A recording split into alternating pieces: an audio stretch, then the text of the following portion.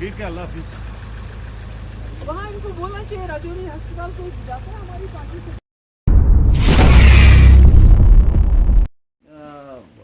बखलियाज area में एक बहुत ही बुरा हादसा हुआ जिसमें हमारे मुल्क के कई जवान जो है जाँ बहक हो गए और सबको अफसोस हुआ, तकलीफ़ हुई, क्योंकि ये लोग भी किसी माँ के बेटे होते हैं, इनके भी बच्चे होते हैं और मुल्क से आते हैं हमारा बचाव करने के लिए। मगर बदकिस्मती ये है कि उसके बाद जो सानिया पेश आया और जिस तरह से पुलिस कई गांव में चली गई आर्मी के साथ, क्योंकि पुलिस का नाम नहीं आ रहा है, हालांकि पुलिस बिल्कुल उनके साथ साथ थी, और उसके बाद उन लोगों को पकड़ के, जो बेचारे बेगुनाह, जिनका कोई कसूर नहीं, जिनका कोई लेना देना नहीं, क्योंकि आप खुद लोग यहाँ जानते हैं, रहते हैं कि राजौरी पूंछ के लोगों ने 1947 से लेके आज तक जितनी भी जंगें हुई हैं उसमें उन्होंने मुल्क की फ़ौज का साथ दिया है। उनको पकड़ा, उनको मारा, उनको पीटा, उनको बिजली के करंट दिए गए, यहाँ तक कि एक के जिस्म के इतने वो उसको टाँकों से फिर जोड़ दिया था, क्योंकि उसके फादर ने फिर बताया कि मैं उसको गले लगाना चाहता था पर वो उसका जिस्म बिल्कुल अलग अलग हिस्सों में बटा हुआ था। और न सिर्फ इतना पीटा और मारा, बल्कि एक तो लगता था बिल्कुल वो डेड बॉडी है जब उसके जिस्म में नमक और मिर्ची डाल रहे थे, और इसको वीडियो को वायरल भी किया कि एक दहशत फैलाया जाए पूरे इलाके में कि हम आपके साथ क्या क्या कर सकते हैं। और इसमें खाली आर्मी नहीं, जो एसओजी के लोग हैं वो भी मुलव्वस थे, क्योंकि राजौरी के अस्पताल में जो लोग एडमिट है उनका ये कहना है कि आर्मी से ज़्यादा वहाँ पर उनको एसओजी के लोगों ने मारा, पुलिस के लोगों ने मारा और यहाँ आर्मी ने मारा। तो इतना सब कुछ हो गया, इतने वफादार लोगों के साथ जो हमारे आर्मी के साथ साथ हमारे जो बॉर्डर्स हैं उनकी रखवाली करते हैं। और उसके बाद आपके एयर चीफ आ गए यहाँ, सॉरी आर्मी के चीफ आ गए, डिफेंस मिनिस्टर आ गए। तो यहाँ आने के बावजूद क्या उसके बाद क्या हुआ? एफआईआर दर्ज हुई, एफआईआर दर्ज होगी, नामालूम, अननोन क्यों है? वीडियो में तो आपको सब नज़र आता है, कौन लोग मार रहे हैं, कौन लोग पीट रहे हैं, और ये भी गाँव के लोग जो हैं उनको मालूम है तमाम उन पुलिस वालों के नाम जो वहाँ उस गांव में चले गए आर्मी के साथ, उन आर्मी वालों को वो पहचानते हैं। तो अननोन कैसे हो गया?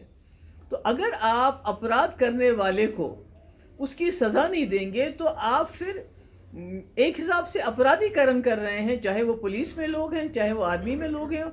अगर आप उनको सज़ा नहीं दोगे तो फिर आप लोगों के साथ इंसाफ कैसे करोगे? तब मैंने कोशिश की आने की, मुझे घर में अंडर हाउस अरेस्ट रखा गया। परसों मुझे रात को बताया गया आप जा सकती हैं, क्योंकि पहले बीजेपी के जो प्रेसिडेंट है रविंद्र रैना जी चले गए, उसके बाद नेशनल कॉन्फ्रेंस की लीडरशिप आई, वो भी चली गई। उसके बाद मुझे बताया गया आप भी जा सकती हैं, और जब हम बखलियाज पहुंचे तो बोला अब आप नहीं जा सकती हैं। तो मुझे समझ नहीं आया कि ये क्या छुपा रहे हैं, क्योंकि जो हमारे पास रिपोर्ट्स हैं वो ये हैं कि न सिर्फ इन्होंने वहाँ से लोगों को उठा के बेदर्दी से मार पीट के उनको कत्ल कर दिया, बल्कि जो वहाँ जो औरतें थी, जो बच्चियाँ थी, जब उन्होंने इनके सामने तरले किए कि हमारे लोगों को छोड़ दो, तो उनको भी उनके साथ बड़ी बदसलूकी की, उनके साथ बड़ी बदतमीजी से पेश आए, उनको धमकाया कि अगर आप लोग पीछे नहीं हटोगे, अगर आप इसी तरह हमारे पीछे आती रहोगी इनको वापस लेने के लिए, तो हम आपके भी कपड़े उतार देंगे और आपका भी वही हाल कर देंगे जो हमने आपके मर्दों का किया है। तो ऐसा लगता है वहाँ हमें न जाने देना, इस तरह रोक देना जैसे कोई मिलिटेंट को पकड़ने वाले होते हैं। इतनी फ़ौज इन्होंने लाई, कंडे वाली तारें लाई, लेडीज़ फ़ौज लाई रोकने के लिए। तो हम तो कोई बाहर से आए, हम तो कोई चीन से नहीं आए हुए हैं, हम तो कोई पाकिस्तान से आए हुए लोग नहीं हैं, हम तो अपने लोगों के बीच में और अपने लोगों के पास जाना चाहते हैं। तो हमें रोका क्यों गया? तो हमें जो इन्फॉर्मेशन वहाँ मिल रही है कि इन्होंने वहाँ इतनी ज़्यादती की है, उस ज़्यादती को छुपाने के लिए ये नहीं चाहते हैं कि महबूबा मुफ्ती वहाँ चली जाए और वो जो औरतें हमारी बच्चियाँ हैं वो अपने दिल का हाल हमें सुनाएं, हमें बताएं। उसके बाद हम वापस आए, मैंने दिया प्रोग्राम आज जाने का, मैंने राजौरी अस्पताल जाना था क्योंकि वहाँ भी कई लोग ज़ख्मी हैं, उनको देखने के लिए। उसके बाद मुझे जाना था शादरा शरीफ, शादरा शरीफ से मैं बंगाई जाना चाहती थी, जिस गांव के लोग इन्होंने पिकअप किए। तो मुझे बताया गया कि रास्ते में कॉर्डन सर्च ऑपरेशन चल रहा है राजौरी के, और जो वहाँ से थन्ना मंडी रास्ता जाता है वहाँ भी सर्च, कार्डन सर्च ऑपरेशन। अब मुझे समझ नहीं आता है ये क्या छुपाना चाहते हैं। दूसरा, मैं सुरनकोट के अस्पताल में गई, वहाँ कोई 8 लोग हैं, सरकार की तरफ से उनको कोई मदद नहीं हुई अभी तक। 4 लोग उसमें जो आपका सुरनकोट में आर्मी का अस्पताल है उन्होंने रखे हुए, मुझे समझ नहीं आता है। मैंने कोशिश की मैं वहाँ जाऊँ, मुझे वहाँ जाने की इजाज़त नहीं दी गई क्योंकि उनके घर वाले बहुत परेशान हैं, घर वालों को आने नहीं देते। हमें मालूम नहीं है वो जिंदा है मुर्दा है क्या है। उनको सीधे अस्पताल में क्यों नहीं भेजते, गवर्नमेंट हॉस्पिटल में क्यों नहीं भेजते, आर्मी उनको अपने अस्पताल में क्यों रखा हुआ है। तो इससे कई शक और शुबात दिमाग में आते हैं। मैंने पहले भी बोला है, डिफेंस मिनिस्टर साहब आए, आर्मी चीफ आए, और उसके बाद जो FIR लगी वो भी सीधे नहीं लगी, वो भी मुलजिमों के नाम नहीं लगी, अननोन के नाम लगी। और शायद इसकी सबसे बड़ी वजह यही है कि जो आज भी वहाँ 14 RR बुरी खुली तरह से घूम रही है, लोगों को धमका रही है, पुलिस के लोग धमका रहे हैं। कल मैं गई, वो औरतें मेरे से मिलना आना चाहती थी, उनको मेरे पास नहीं आने दिया, मुझे वहाँ नहीं जाने दिया। तो फिर आर्मी चीफ के आने का या डिफेंस मिनिस्टर के आने का क्या फ़ायदा हुआ अगर लोगों को आज भी खौफजदा किया जाता है। कोई टेरिटोरियल आर्मी का कोई जग्गी या जगह है, मुझे नहीं मालूम है, उसने वहाँ बहुत दहशत फैला के रखी है। उसने लोगों को बोला है मैं जम्मू जा रहा हूँ, मैं वहाँ से वापस आके आपको सबक सिखाऊंगा। अब और क्या सबक सिखाएंगे। लाशों पे तो आपने उनकी नमक मिर्च भी डाल दिया, जख्मों पे नमक, इसके ज़्यादा और क्या करेंगे तूफान इन लोगों का। तो मैंने पहले भी गवर्नर साहब से, लेफ्टिनेंट गवर्नर साहब से गुजारिश की थी, आज मैं फिर दोहराना चाहती हूँ कि हमें पता नहीं, हमने इंक्वायरी रिपोर्ट देखी जो राजौरी के 3 नौजवान थे जिनकी रिपोर्ट आई थी कि उनका कत्ल किया गया, और जो आर्मी का जो ऑफिसर उसमें इन्वॉल्व था उसने खुद कबूल किया कि हाँ जी हमने गलत किया, हमने फेक एनकाउंटर में मार दिया। उसके बाद भी उसको छोड़ दिया। तो अब इसकी क्या इंक्वायरी करेंगे। आपने पहले भी कई यहाँ आर्मी के हमारे जो यहाँ तो मिलिटेंसी होती नहीं थी, कई लोग जो है वो जाँ भाग हुए। उसके बाद वो बेचारा उस लड़के को पकड़ा, शायद मुख्तार था जिसने खुदकुशी कर ली, इतना उसको मारा, इतना उसको पीटा। इससे पहले वहाँ फौज के कैंप के बाहर 2 लोगों को गोली मार दी। तो मुझे लगता है ये जो हो रहा है, खासकर इस एरिया में जो हो रहा है, दूर दराज का इलाका है, गरीब लोग हैं, इनकी कोई सुनवाई नहीं होती। और जब मेरे जैसे कोई इंसान जाके उनके ज़ख्मों पे मरहम जाना चाहता है, मुझे जाने नहीं देते, तो आखिर करना क्या चाहते हैं ये लोग।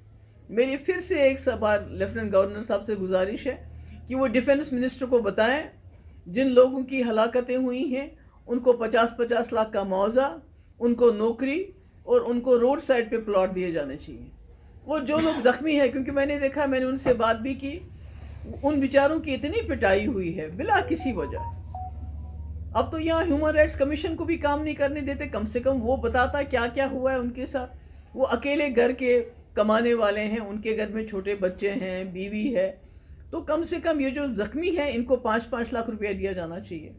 चाहे वो राजौरी के अस्पताल में है, चाहे वो सुरनकोट के अस्पताल में है, चाहे वो आर्मी के अस्पताल में है, मुझे नहीं मालूम वो जिंदा है मुर्दा है, क्योंकि उनके घर वालों ने बोला हमें भी मिलने नहीं दिया जाता, ये मैंने सुना है। और इसी तरह उधमपुर में मुझे नहीं पता है वो बंदा अभी जिंदा है या मर गया है, उसकी हालत भी बहुत ख़राब है। तो आप लोगों से यही बात करने आई थी मैं कि आप मीडिया से ताल्लुक़ रखते हैं और हमें पता है मीडिया भी किन हालात में इस वक्त काम कर रहा है, किस तरह मीडिया के ऊपर UAPA लगाया जाता है, PSA के अंदर बंद किया जाता है कि अगर वो सच्चाई दिखाने की कोशिश करते हैं। मगर फिर भी मैं आप लोगों की बहुत शुक्रगुजार हूँ। कल अब आप लोग हमारे साथ 7.5-8 किलोमीटर चले और आपने पूरा जो है कवरेज दिया उसको, और जो हम कहना चाहते थे, बताना चाहते थे, लोगों के साथ अपनी हमदर्दी का इजहार करना चाहते थे, वो उसमें आपने हमें लोगों तक पहुँचने का मौका दिया। और मैं उम्मीद करती हूँ कि जो पहाड़ों में, जंगलों में हमारे गरीब मासूम आवाम रहते हैं, ये जो जुल्म उनके साथ हुआ है, अगली बार ये जुल्म रिपीट नहीं होगा। और जो दहशत फैलाई गई है, क्योंकि जो राजौरी में जो वहाँ एडमिट है, उन्होंने कहा है कि हमारे साथ आर्मी से ज़्यादा SOG वालों ने जाती, उन्होंने हमें पीटा, यहाँ आर्मी वालों ने पीटा। और मेरी ये भी गुजारिश होगी लेफ्टिनेंट गवर्नर साहब से कि जो एक पिकेट है 48 RR का वहाँ टोपी पीर में, उसको हटाया जाए, क्योंकि उन्होंने वहाँ बहुत दहशत फैला के रखी हुई है। उसमें लोकल टेरिटोरियल आर्मी के लोग भी हैं, वो भी तंग कर रहे हैं लोगों को कि अगर आपने जम्मू कश्मीर के लोगों को यहाँ जीने देना है अगर आपको भी यहाँ की ज़मीन चाहिए तो एक ही बार बताइए कि हमें ज़मीन चाहिए, तो हमें वही कर लीजिए जो दुनिया में आजकल होता है। अगर हमको आपको हमारे बगैर ही हम तो कोई भिखारी बन के या रेफ्यूजी बन के इस मुल्क के साथ नहीं आए हैं। हम तो इतनी खूबसूरत ज़मीन लेके आए हैं, पहाड़ लेके आए हैं, जंगल लेके आए हैं, और गांधी के मुल्क के साथ हमने हाथ मिलाया। आज अगर गोडसे के मुल्क को जम्मू कश्मीर के लोग नहीं चाहिए, इन पहाड़ों के लोग नहीं चाहिए, अगर हम नहीं चाहिए तो ज़मीन ही चाहिए, तो एक ही बार फैसला कर लीजिए। ये तिल तिल करके क्यों मारना चाहते हैं आप हम लोगों को? ये दहशत क्यों फैलाना चाहते हैं? क्योंकि वो वीडियो कभी बाहर नहीं आता जब तक आर्मी नहीं चाहती, जब तक एसओजी के लोग नहीं चाहते कि यहाँ दहशत फैले। तो इसलिए आप सब की मैं बहुत शुक्रगुजार हूँ। आपने कल भी हमारी बात को लोगों तक पहुँचाया और आज भी आए हैं। बहुत बहुत शुक्रिया आपका।